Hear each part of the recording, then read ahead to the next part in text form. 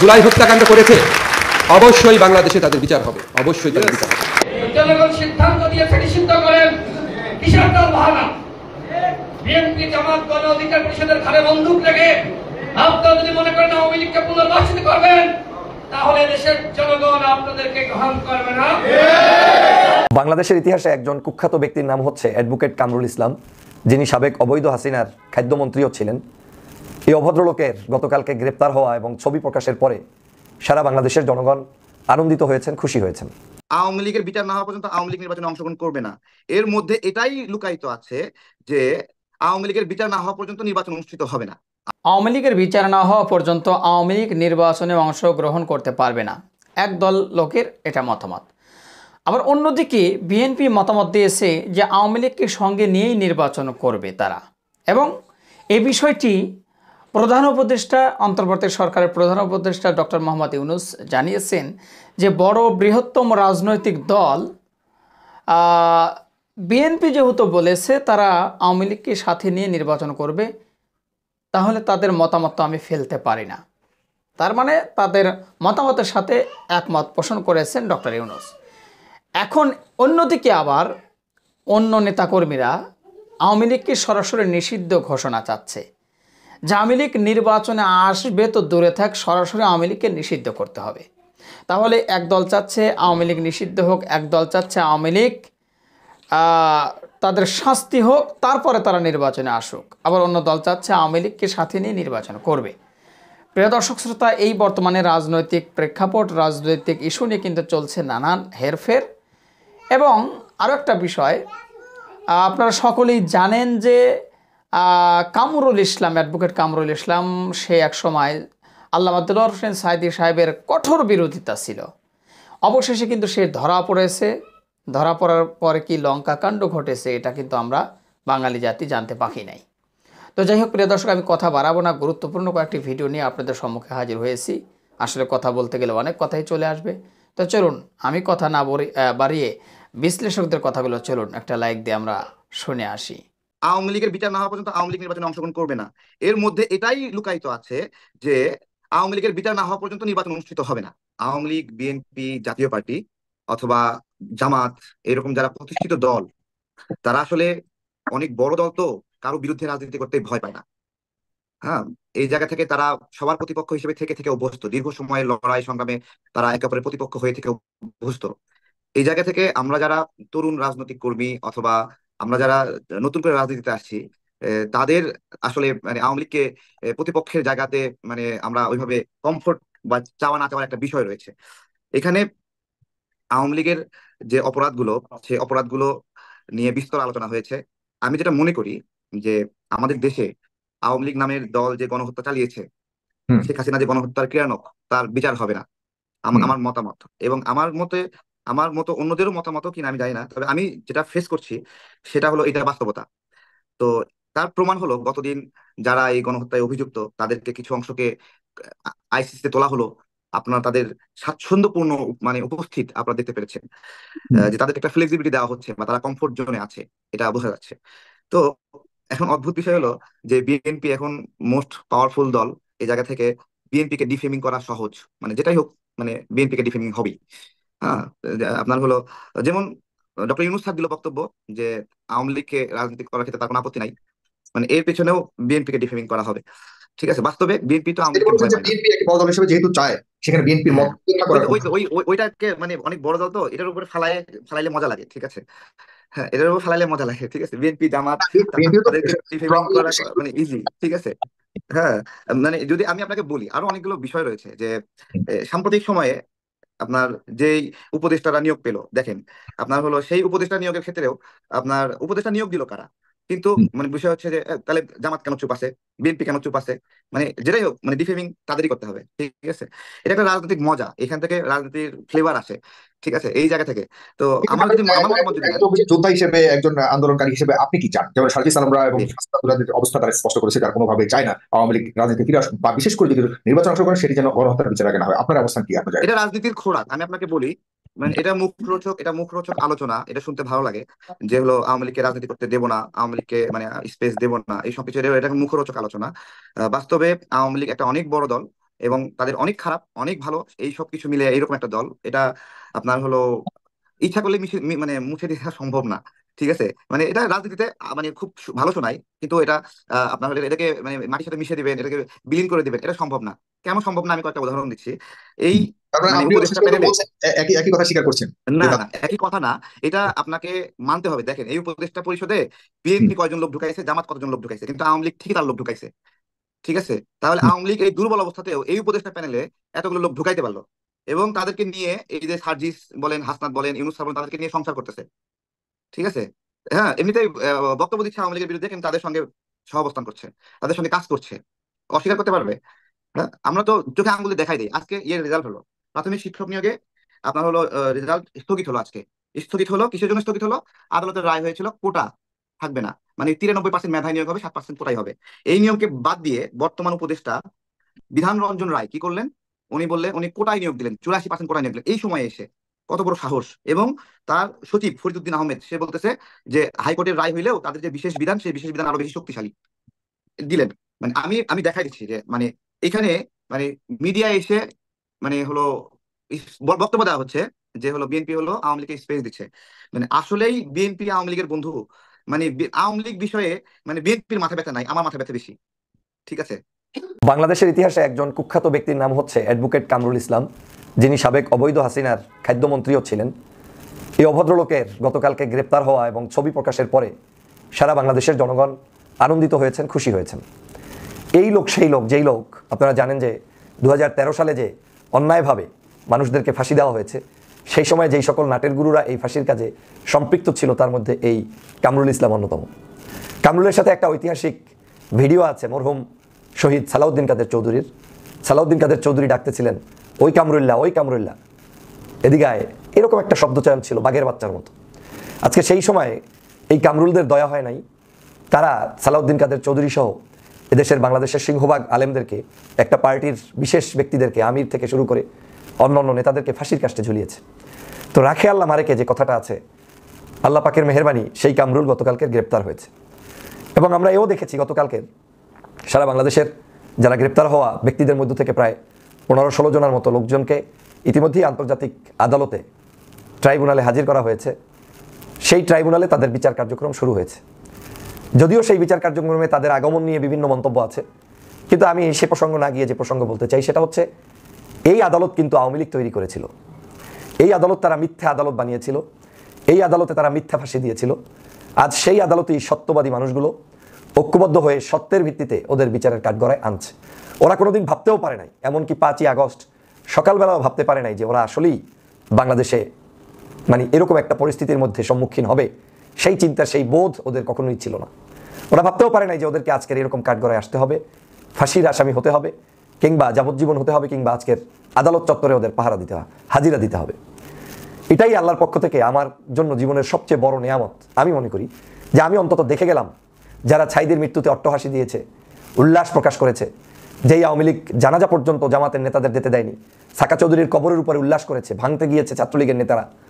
তো সেই জায়গায় তাদেরকে যে অন্ততপক্ষে আমার চোখের সামনে বিচারিক আদালতের সামনে উপস্থিত করা হয়েছে, এর চেয়ে বড় প্রাপ্তি আর কিছুই নাই জীবনের। মনে রাখবেন, অন্যায়কারী যত বড়ই শক্তিশালী হোক, কোনো না কোনো সময় গিয়ে তাকে পাকড়াও হতেই হবে। আজকের আওয়ামী লীগ যে জুলুম অত্যাচার করেছে, এই জুলুমের শাস্তি তাকে ভোগ করতে হবে এবং শুরু হয়ে গিয়েছে।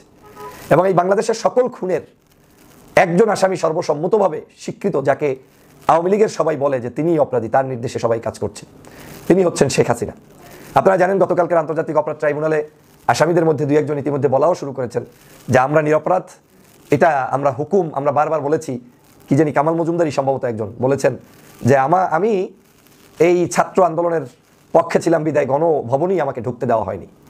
তো এতদিন তো এদের মুখ থেকে কোনো কথা বের হয় নাই, এখন বের হচ্ছে। তার মানে গণভবনের মূল নির্দেশদাতা এই শেখ হাসিনা। শেখ হাসিনা সকল হত্যাকাণ্ডগুলো ঘটিয়েছে, আর এরা এগুলোকে এক্সিকিউট করেছে, পালন করেছে।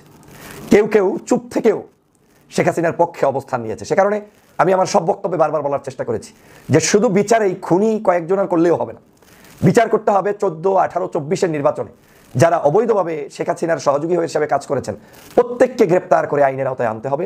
এবং এই বিশেষ করে 24-এর সংসদে বসে থেকে যারা প্রতিবাদটুকু পর্যন্ত করে নাই, তাদেরকে বিচার করতেই হবে।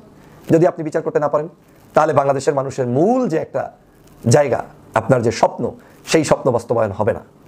বিচার করতেই হবে, বিচার করতে হবে এজন্য যে পরবর্তী প্রজন্ম শিখবে যে বাংলাদেশে কেউ শয়তানি করে, 2 নম্বরই করে, অন্যায় কাজ করে পার পাবে না।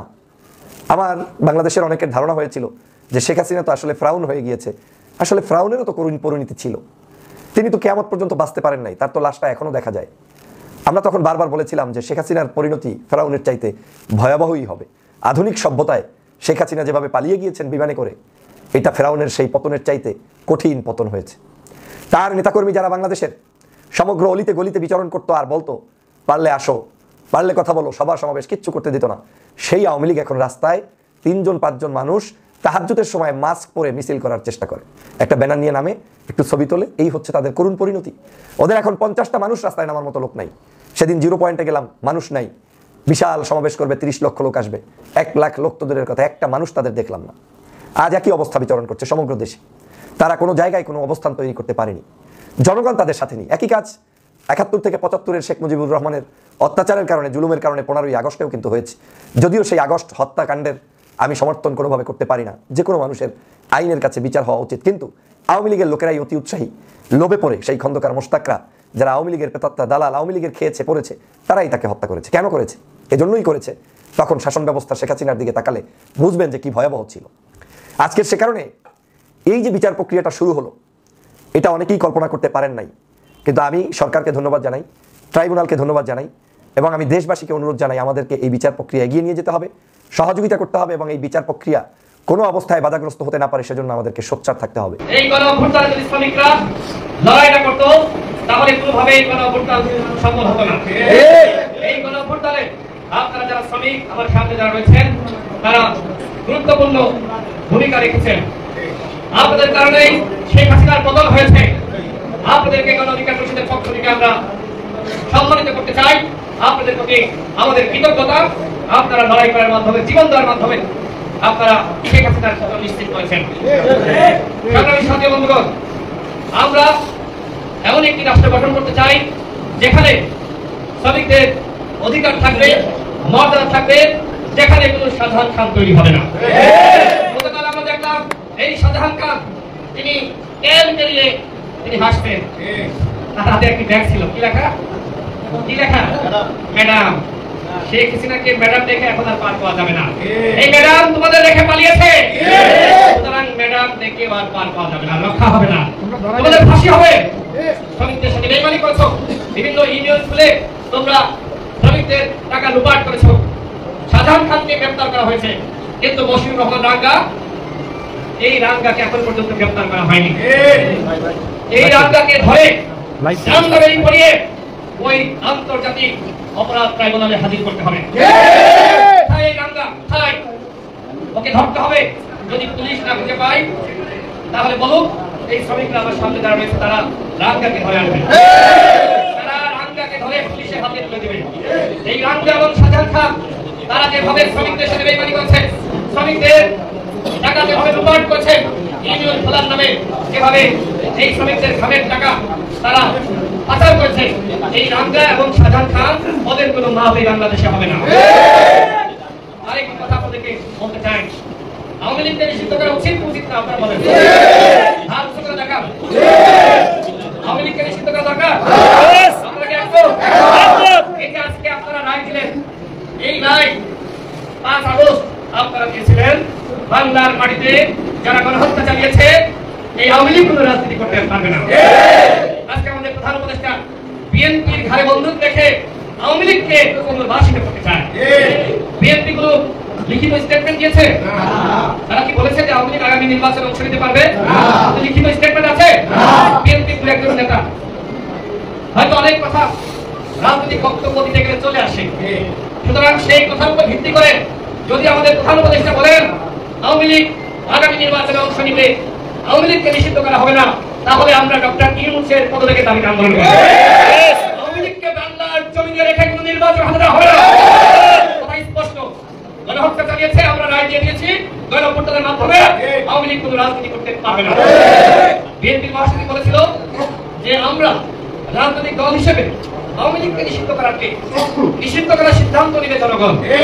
আর জনগণ কারা? আপনারা। জনগণ তো রায় দিয়ে দিয়েছে। সুতরাং মির্জা ফখরুলের কাছে যদি আপনারা সাংবাদিক ভাইরা আপনারা যদি প্রশ্ন করেন যে আপনারা আওয়ামী লীগকে নিষিদ্ধ চান কিনা, এই প্রশ্ন করাই উচিত না। তিনি একজন নেতা, অনেক আন্তর্জাতিক চাপ রয়েছে, তাকে কৌশলে কথা বলতে হয়। আমরা আন্তর্জাতিক কমিউনিটির সাথে আমরা মিটিং করি, উঠা বসা করি, তারা কেউ আওয়ামী লীগের নিষিদ্ধের পক্ষে না। সেই জায়গা থেকে বড় একটি রাজনৈতিক দল, তাদের মহাসচিব হয়তো কৌশলে তিনি তার বক্তব্য দিতে পারেন, কিন্তু বলে দিয়েছেন যে জনগণ সিদ্ধান্ত নেবে।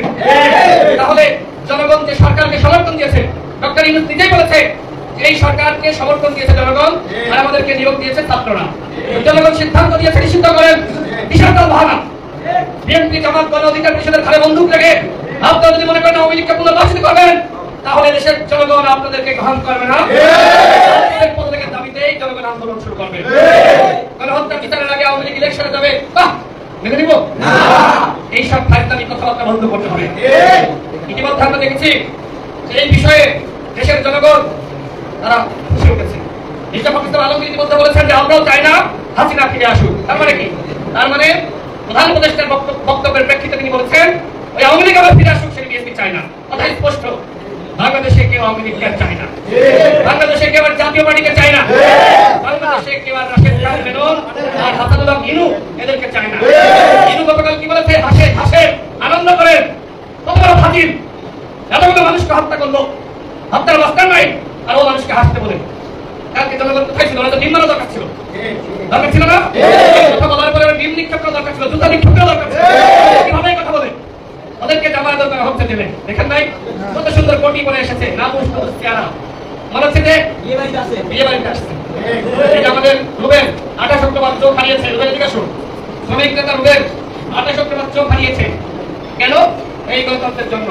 রুবেল আমাদের অফিসে প্রায় যায়, রুবেল চোখ থাকতে দেখাও, দেখেন ছেলেটা চোখ হারিয়েছে, এই চোখ হারিয়েছে, ওর চক্ষুদান চক্ষু বিসর্জন করেছে এই গণতন্ত্রের জন্য। ভাবতে পারবেন ও চোখ ফিরে দিতে পারবেন?